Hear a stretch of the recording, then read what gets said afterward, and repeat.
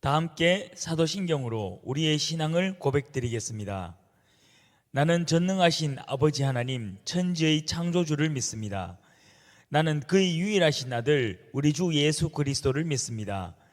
그는 성령으로 잉태되어 동정녀 마리아에게서 나시고 본디오 빌라도에게 고난을 받아 십자가에 못 박혀 죽으시고 장사된 지 사흘 만에 죽은 자 가운데서 다시 살아나셨으며 하늘에 오르시어 전능하신 아버지 하나님 우편에 앉아 계시다가 거기로부터 살아있는 자와 죽은 자를 심판하러 오십니다.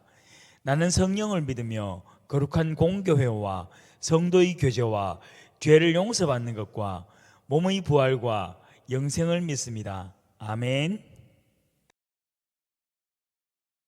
그 앞에 나와 어둠을 벗어버리리 주님의 사랑 나의 삶을 숨쉬게 하네 생명의 주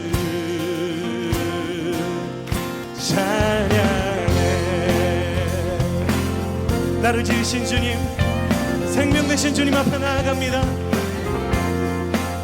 주님의 음성에 세상의 만물이 눈을 뜨네 새 숨을 내쉬며 온전히 새로워지네 생명의 온기가 온몸에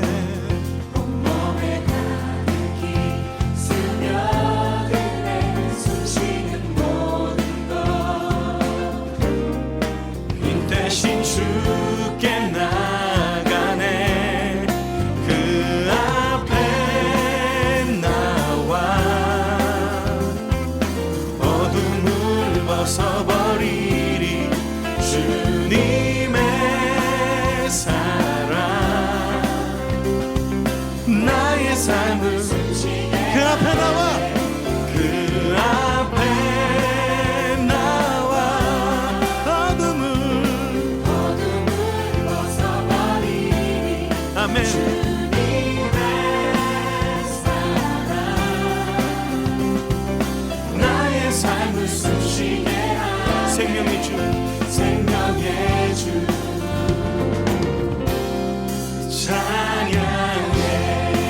찬양해 할렐루야. 전능하신 하나님 아버지, 코로나 바이러스로 어려운 시국에도 다 같이 나와 주의 예배를 드릴 수 있고 시험이 끝나서 다들 마음 놓고 쉴 수 있어서 감사드립니다. 우리가 세상의 죄 가운데서 살아가면서 알게 모르게 지은 죄가 많습니다. 이 모든 죄 주님의 보혈로 씻어내 주시고 주님이 기뻐하시는 삶을 살 수 있도록 도와주세요. 지금 코로나 바이러스로 교회를 나오지 못하는 학생들이 하루빨리 이 코로나 바이러스가 끝나서 다시 교회에서 예배를 드릴 수 있게 도와주세요. 이 시간 전도사님이 귀한 말씀을 전하십니다. 말씀을 전하시는 전도사님께 힘을 더하여 주시고 듣는 저희도 졸지 않고 귀 새겨서 열심히 들을 수 있도록 도와주세요. 이 모든 말씀 예수님의 이름으로 기도드립니다. 아멘. 오늘 우리에게 주시는 하나님 말씀은 마태복음 5장 1절에서 12절 말씀입니다. 예수께서 무리를 보시고 산에 올라가 앉으시니 제자들이 나아온지라 입을 열어 가르쳐 이르시되 심령이 가난한 자는 복이 있나니 천국이 그들의 것이며 애통하는 자는 복이 있나니 그들이 위로를 받을 것이며 온유한 자는 복이 있나니 그들이 땅을 기업으로 받을 것이며 의에 줄이고 목마른 자는 복이 있나니 그들이 배부를 것이며 긍휼히 여기는 자는 복이 있나니 그들이 긍휼히 여김을 받을 것이며 마음이 청결한 자는 복이 있나니 그들이 하나님을 볼 것이며 화평하게 하는 자는 복이 있나니 그들이 하나님의 아들이라 일컬음을 받을 것이며 의를 위하여 박해를 받은 자는 복이 있나니 천국이 그들의 것임이라. 나로 말미암아 너희를 욕하고 박해하고 거짓으로 너희를 거슬러 모든 악한 말을 할 때에는 너희에게 복이 있나니 기뻐하고 즐거워하라. 하늘에서 너희의 상이 큼이라. 너희 전에 있던 선지자들도 이같이 박해하였느니라. 아멘. 네, 우리는 지난 석 달 동안 예수님께서 비유로 가르치신 하나님의 나라에 대하여 함께 생각해 보았습니다. 앞으로 석 달은 산상수훈이라고 불리는 마태복음 5장에서 7장에 기록된 예수님의 선포와 가르침을 내용으로 함께 생각해 보고자 합니다. 산상수훈의 말씀과 비슷한 말씀이 누가복음에도 기록되어 있습니다. 그러나 우리가 앞으로 석 달 동안은 오직 마태복음에 기록된 말씀만을 가지고 함께 생각해 볼 것입니다. 본문은 대부분 성도에게 8복, 즉 8가지 복으로 잘 알려져 있습니다. 8복은 3절에서 10절까지 기록된 복의 내용입니다. 그러나 성경을 조금 더 유심히 읽어보면은 10절과 11절 역시도 복에 대하여 기록되어 있다는 것을 알 수 있습니다. 그래서 우리는 마태복음이 이야기하는 10가지의 복을 그리스도인의 복이라는 제목으로 2주 동안 함께 생각해 보고자 합니다. 예수께서 무리를 보시고 산에 올라가 앉으시니 제자들이 나온지라. 예수님께서 무리를 보시고 산에 올라가 앉으십니다. 그리고 제자들이 예수님께로 가까이 다가옵니다. 그 다음 예수님의 주위로 많은 무리가 둘러앉고 이제 예수님께서는 가르침을 시작하십니다. 심령이 가난한 자는 복이 있나니 천국이 그들의 것이며. 예수님께서 무리와 함께 산에 오른 후 첫 말씀은 마음이 가난한 사람은 복이 있으니 하나님 나라가 그들의 것이라는 말씀입니다. 마음이 가난한 사람은 어떤 사람이기에 하나님 나라가 그들의 것일까요? 여러분이 생각하기에 마음이 가난한 사람은 누구라고 생각합니까? 가난한 마음은 욕심이 없는 마음입니다. 그러면 어떤 사람의 마음에 욕심이 없을까요? 보통 사회구조적으로 엄청나게 고통받는 사람들의 마음에는 욕심이 없습니다.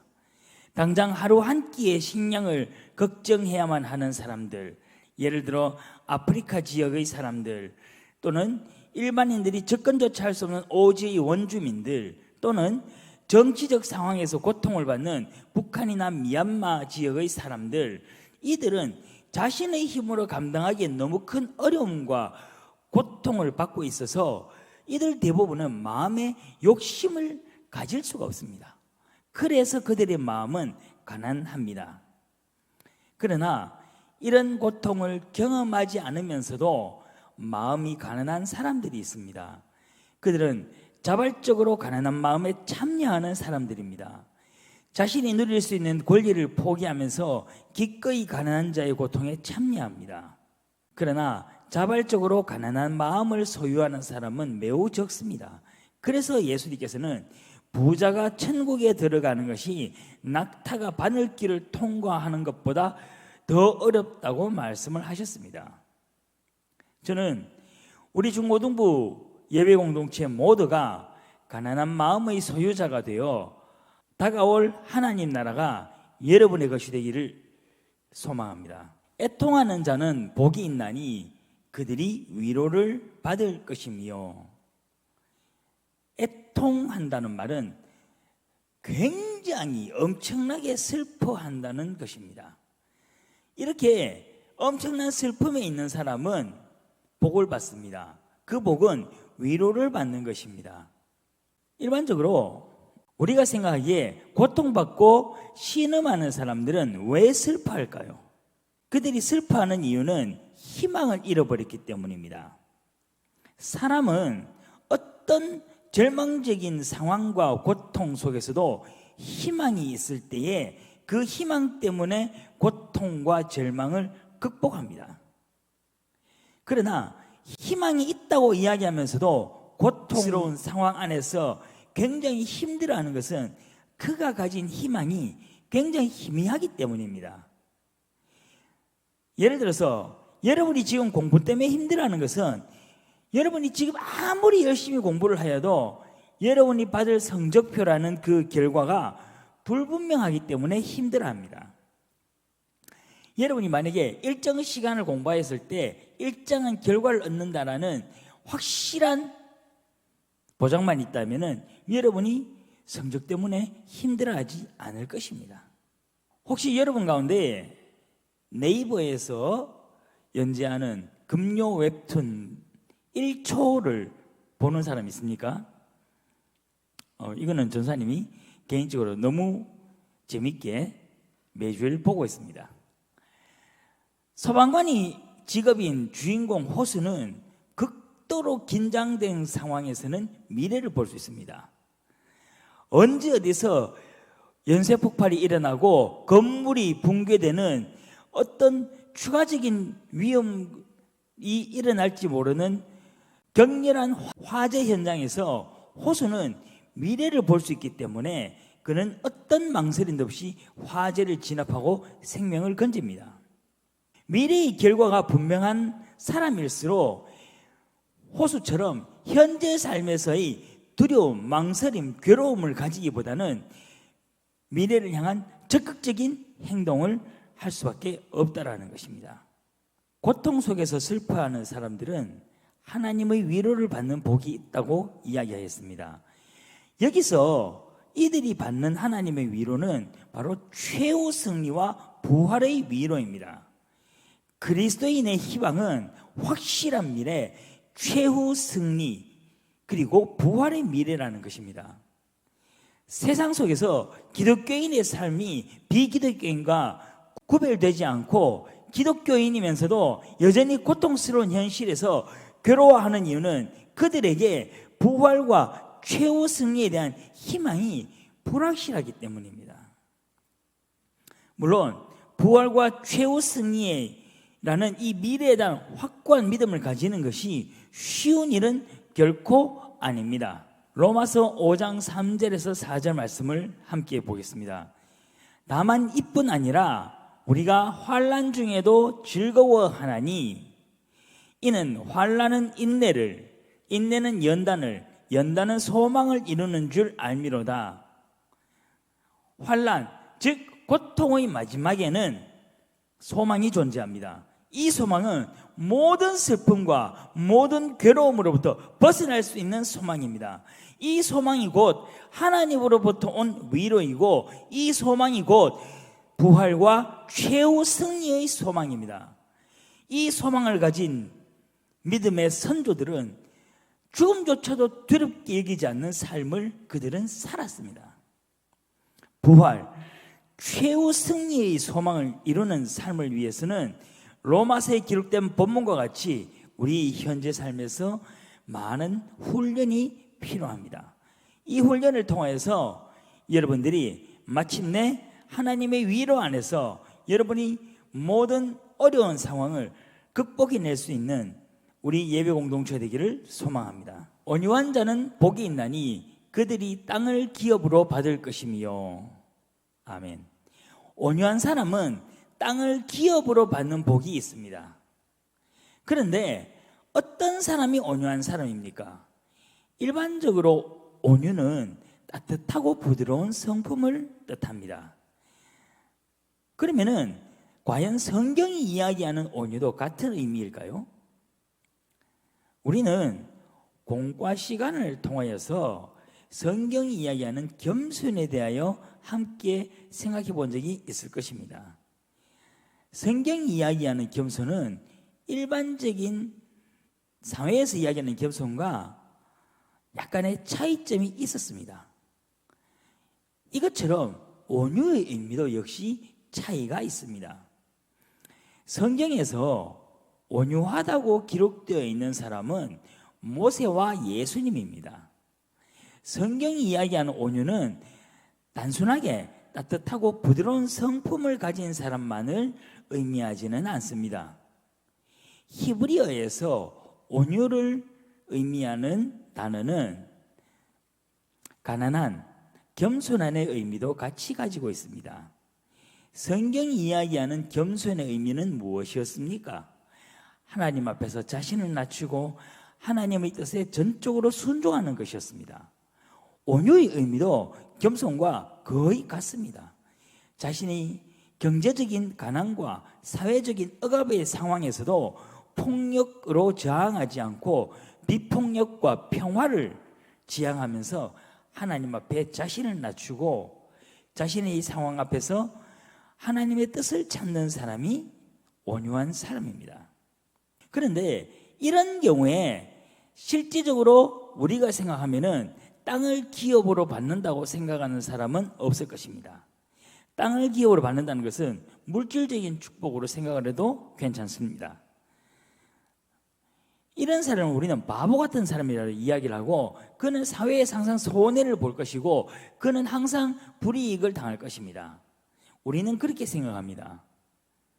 그리고 실제적으로 우리 사회의 현실을 바라보면은 법을 악용하고 자신의 지위와 권력을 이용하는 사람들이 훨씬 더 잘 사는 것처럼 보입니다. 그러나 오늘 본문을 통하여 예수님은 분명하게 말씀하십니다. 온유한 사람이 땅을 기업으로 받을 것입니다. 그러면 우리가 받을 땅, 우리가 받을 이 물질적인 축복이 하나님 나라가 이 땅에서 이루어질 때 받는다는 의미인가? 그렇게 생각할 수도 있습니다. 그러나 이 구절에서 의미하는 땅은 단순히 미래에 하나님 나라가 이 땅에서 이루어질 때 받는 우리의 축복 외에도 우리가 현재 삶에서 받을 물질적인 축복의 의미도 포함한다라고 저는 생각합니다. 그러면은 대부분의 사람들이 이런 질문을 할 것입니다. 근데 나는 예수님을 믿는데 왜 땅을 기업으로 받지 못하죠? 나는 왜 물질적인 축복을 받지 못하고 있죠? 여러분, 우리는 이 질문을 던지기 전에 우리 스스로에게 질문해야 할 것이 있습니다. 나는 과연 온유한 사람인가? 나는 정말로 모세와 예수님의 온유함을 가진 사람인가? 물론 예수님의 온유를 우리가 완벽하게 닮아갈 수는 없을 것입니다. 그는 거의 불가능에 가깝습니다. 그러나 얼마만큼 내가 모세와 예수님의 온유를 담기 위해서 얼마나 내가 노력하고 있는가를 고민해 보시기 바랍니다. 여러분, 물질적으로 성공하고 싶습니까? 지금부터 모세와 예수님의 온유함이 어떤 것이었는지에 대해서 성경을 읽으면서 구체적으로 그들이 살았던 삶과 그들이 가졌던 성품들을 고민하시기 바랍니다. 그리고 그들이 온유함을 가지기 위해서 훈련하십시오. 그러면 어느 순간 여러분은 경제적인 성공도 반드시 이룰 수 있을 것입니다. 의에 줄이고 목마른 자는 복이 있나니 그들이 배부를 것이며. 아멘. 의에 줄이고 목마른 사람은 어떤 사람일까요? 줄이고 목마르다는 것은 상당히 많이 부족한 상태를 의미합니다. 그들이 부족함을 느끼는 부분이 다른 부분이 아니라 바로 의에 대한 것입니다. 물론 여기서 의는 하나님의 정의, 하나님의 공의를 의미합니다. 하나님의 정의가 이루어지지 않는 현실 속에서 하나님의 정의에 배고파하는 사람에게는 반드시 하나님의 정의가 이루어진다는 의미입니다. 그들이 배가 부를 만큼 그들이 충분히 만족할 만한 하나님의 정의가 그들 앞에 이루어진다는 것입니다.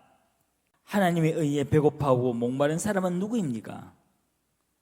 가난한 사람들, 또한 사회구조적인 억압 아래서 고통받고 슬퍼하는 사람입니다. 하루의 끼니를 걱정할 만한 가난이나 사회구조적인 억압 아래서 고통과 슬픔은 적어도 함께 예배를 드리는 우리에게는 직접적인 영향을 받는 사람이 거의 없을지도 모릅니다. 그러나 여러분 반드시 기억하십시오. 여러분이 살아가는 삶의 과정 중에서 어떤 순간 여러분이 정말 거대한 사회 구조적인 악의 문제에서 고통받고 있을 때 여러분 이 말씀을 기억하고 하나님께 기도하십시오. 하나님의 정의와 공의를 위하여 기도하십시오. 여러분의 기도는 반드시 이루어질 것입니다. 긍휼히 여기는 자는 복이 있나니 그들이 긍휼히 여김을 받을 것이며. 아멘. 긍휼히 여기는 자가 받는 복은 그가 긍휼히 여김을 받는 것입니다. 7절은 6절과 연관하여서 생각할 수 있습니다. 긍휼히 여긴다는 의미는 이웃의 고통을 함께 나눈다는 뜻입니다. 나는 비록 고통받고 슬퍼할 일이 없지만은 내 이웃이 받는 고통과 슬픔에 내가 함께 아파하고 함께 슬퍼하는 사람에게는 하나님이 그를 긍휼히 여기고 그를 위로하신다는 뜻입니다. 교회에서 여러분이 자주 듣는 말에는 하나님과 인격적 만남 또는 하나님과 교제 이런 이야기들이 있었을 것입니다. 여러분, 하나님과 인격적 만남이나 하나님과 깊은 교제, 이것은 결국 비슷한 뜻의 이야기입니다. 하나님과 관계성에 관한 이야기라는 것입니다. 혹시 여러분 가운데 하나님과 깊은 만남을 가지기를 원하는 누군가가 있습니까? 여러분, 하나님과 만나기를 원한다면은 지금부터 이웃의 아픔에 함께 아파하십시오. 여러분이 이웃의 아픔에 함께 아파하고 그들의 슬픔에 함께 슬퍼하다 보면은 어느 순간 이웃의 아픔이 여러분 자신의 아픔이 되고 이웃의 슬픔이 여러분 자신의 슬픔이 되는 경험을 하게 될 것입니다. 그리고 그때 위로의 하나님께서 여러분을 찾아오셔서 이웃을 긍휼히 여기는 여러분을 하나님께서 긍휼히 여기실 것입니다. 그리고 바로 이 순간 여러분은 비로소 하나님께서 살아계시고 그 살아계신 하나님이 나와 함께 한다는 것을 경험할 수 있을 것입니다. 그리고 이 순간이 바로 하나님과 인격적 만남을 갖는 순간이고 하나님과 교제가 시작되는 순간이 되는 것입니다. 하나님을 만나고 하나님과 교제를 통해서 깊은 관계를 맺는다는 것은 결코 쉬운 일이 아닙니다.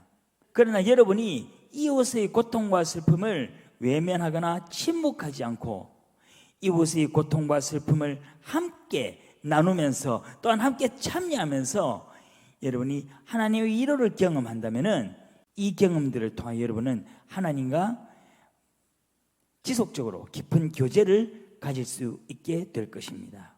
오늘 우리는 그리스도인이 받을 수 있는 복 10가지 가운데 5가지를 알아보았습니다. 이제 그것들을 정리해 보고자 합니다. 첫째, 마음이 가난한 사람은 복이 있어서 하나님 나라가 그들의 것입니다. 여러분, 마음이 가난한 사람은 이웃의 어려움과 고통에 나의 물질과 시간을 헌신하는 사람입니다. 하나님 나라는 이렇게 나의 재물보다 이웃의 어려움과 고통을 더 중요하게 생각하는 사람들의 것입니다. 둘째, 고통받고 슬퍼하는 사람은 복이 있어서 그들은 하나님의 위로를 받을 것입니다. 경제적인 어려움과 사회구조적인 억압과 고통을 받는 사람들은 하나님의 위로를 받습니다. 그리고 이 위로는 부활과 최후 승리의 희망입니다. 모든 일의 결말을 아는 사람에게 현재의 고통과 어려움은 지나가는 한순간의 사건일 뿐인 것입니다. 모든 여러분들이 하나님의 위로를 받고 그래서 현재 받는 여러분의 고통과 슬픔으로부터 이겨낼 수 있기를 소망합니다. 온유한 사람은 복이 있어서 땅을 기업으로 받을 것입니다. 온유한 사람은 어떤 어렵고 절박한 상황 가운데서도 오직 하나님 앞에 엎드려서 하나님의 뜻을 구하는 사람입니다. 이들은 자신의 앞에 있는 온갖 폭력과 불평등, 불의에 대하여 예수님처럼 비폭력과 평화로 저항을 합니다. 그리고 이들은 하나님 나라의 축복만이 아니라 반드시 현재 살아가는 삶 속에서 물질적인 축복도 뒤따르게 될 것입니다. 넷째, 하나님의 의에 줄이고 목마른 사람은 복이 있어서 그들이 배부를 것입니다. 이 세상의 사회구조적인 불의와 악을 바라보면서 하나님의 정의와 공의를 위하여 힘쓰는 사람은 하나님께서 이루어주시는 하나님의 정의와 공의를 충분히 경험할 것입니다. 다섯째, 긍휼히 여기는 사람은 복이 있어서 그들이 긍휼히 여김을 받을 것입니다. 이웃의 고통과 아픔을 자신의 고통과 아픔으로 생각하면서 이웃과 함께하는 사람은 하나님의 돌봄을 받을 것입니다. 그리고 하나님의 돌봄을 경험하면서 그들은 하나님과 깊은 관계를 맺을 수 있습니다. 여러분, 그리스도인의 복은 단순한 신앙의 종교적 행위에서 따라오지 않습니다. 현재 삶에서 그리스도인답게 살기 위하여 노력하는 그러한 그리스도인들은 반드시 미래, 즉 종말이 때에 받는 축복만이 아니라 현재 삶에서도 그리스도인 외에는 받을 수 없는 놀라운 하나님의 축복을 받을 것입니다. 저는 여러분들이 정말로 이 말씀을 묵상하면서 그리스도인답게 살기 위해서 최선을 다하여 노력하고, 그리고 그 삶의 열매로 하나님께 주시는 놀라운 축복을 받는 우리 모든 중고등부 예배 공동체가 되기를 소망합니다. 다 함께 기도드리겠습니다. 하나님, 우리는 오늘 그리스도인이 받을 수 있는 복에 대해서 알아보았습니다. 마음이 가난한 사람은 복이 있어서 하나님 나라가 그들의 것입니다. 고통받고 슬퍼하는 사람은 복이 있어서 하나님의 위로를 받을 것입니다. 온유한 사람은 복이 있어서 땅을 기업으로 받을 것입니다. 의에 줄이고 목마른 사람은 복이 있어서 그들이 배부를 것입니다. 긍휼히 여기는 사람은 복이 있어서 그들이 긍휼히 여김을 받을 것입니다. 하나님, 함께 예배드리고 말씀을 들은 우리 모두가 오늘 우리가 들은 이 5가지의 복을 누릴 수 있게 인도하여 주시옵소서. 우리의 삶이 정말 그리스도인답게 살기 위하여 노력하는 삶이 될 수 있게 해주시고, 우리가 주일만 예배드리고 주일에만 하나님을 찾는 그러한 그리스도인이 아니라 정말 우리의 일상의 삶 속에서 하나님의 의를 구하고 하나님의 의가 이 땅에 이루어지기를 간구하며 이웃의 아픔을 나의 아픔으로 여기고 함께하는 우리 모든 예배 공동체가 될 수 있게 인도하여 주시옵소서. 이 모든 말씀 우리 주 예수 그리스도를 받들어 기도드립니다. 아멘. 다 함께 주기도문 드리겠습니다. 하늘에 계신 우리 아버지, 아버지의 이름을 거룩하게 하시며 아버지의 나라가 오게 하시며 아버지의 뜻이 하늘에서와 같이 땅에서 이루어지게 하소서. 오늘 우리에게 일용할 양식을 주시고 우리가 우리에게 잘못한 사람을 용서하여 준 것 같이 우리 죄를 용서하여 주시고 우리를 시험에 빠지지 않게 하시고 악에서 구하소서. 나라와 권능과 영광이 영원히 아버지의 것입니다. 아멘.